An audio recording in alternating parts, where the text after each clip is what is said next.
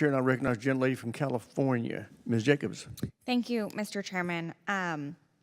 You know, as one of the few members on this committee who actually represent a border community, I feel like I just need to make sure we are setting the record straight on these issues. First of all, San Diego, the community I represent, is one of the safest cities in America, not despite being on the border, but I'd argue because of it. And I think my colleague from El Paso would likely say the same thing. And despite the fear-mongering on display here today, on my regular trips to the border, I think it's clear that the best way to actually weaken the drug cartels is to make sure that we have more legal pathways for people to come here and to make sure we can let our Border Patrol agents actually focus on national security by, for instance, funding the child well-being program so that we're not having Border Patrol acting like social workers.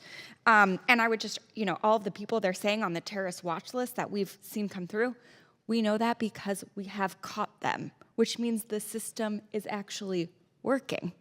So in any case, just wanted to put that at the top. General Richardson, I'd like to ask you actually about the Southcom Human Rights Office.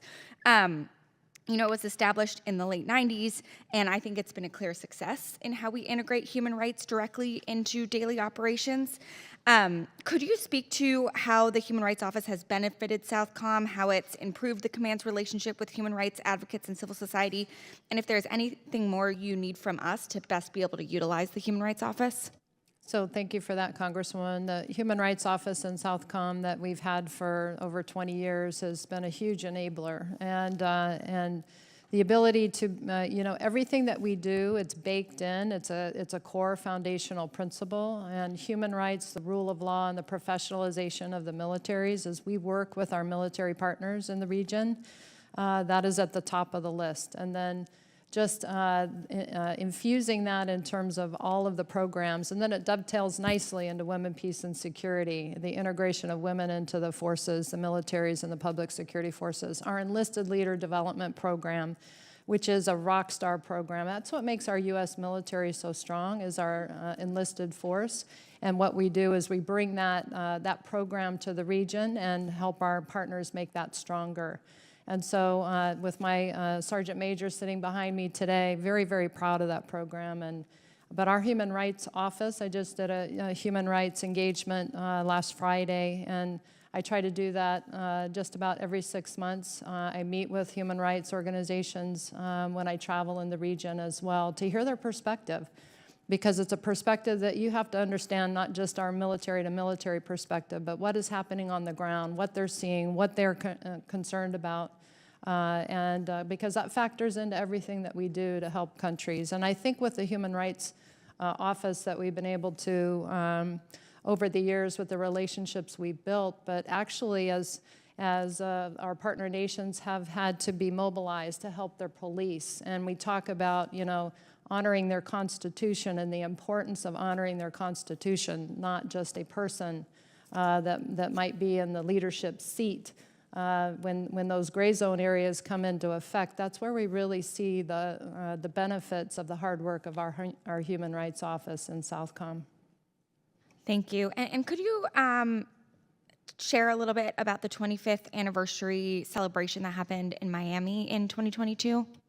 So thank you for that. We had numerous countries, close to 20 partner nations that came, and there were so many people that wanted to come, and we had just really extended an invitation to the militaries, but ministers of defense wanted to come. A couple of congressional folks from the countries wanted to come too because they were so excited about it. And then we've had a couple nations join the Human Rights Initiative. It's a non-binding agreement. It's just a commitment to double down on supporting human rights and being aware of it, and the training that goes into the partner nations, militaries, and public security forces. Thank you. And in my last 30 seconds, could you just share how the Human Rights Office interacts with the civilian harm mitigation and response policy? And so the CHIMR, as we call it, for as an acronym, but those meetings occur regularly with our Office of the Secretary of Defense, so with OSD and the Joint Staff. And so the engagement and the importance of that only brings that up to a higher level with a broader engagement strategy. And so I appreciate the work by the Joint Staff and OSD to do that forum. Thank you, Mr. Chairman. I yield back. Thank you. Mrs. McLean from Michigan is recognized for 5 minutes. Thank you, Mr. Chairman, and thank you all for being here. General Richardson, with the recent breakout in violence in Haiti, the administration has seemingly abandoned Americans abroad again. The administration was able to pull out State Department staff in our embassy this weekend, but made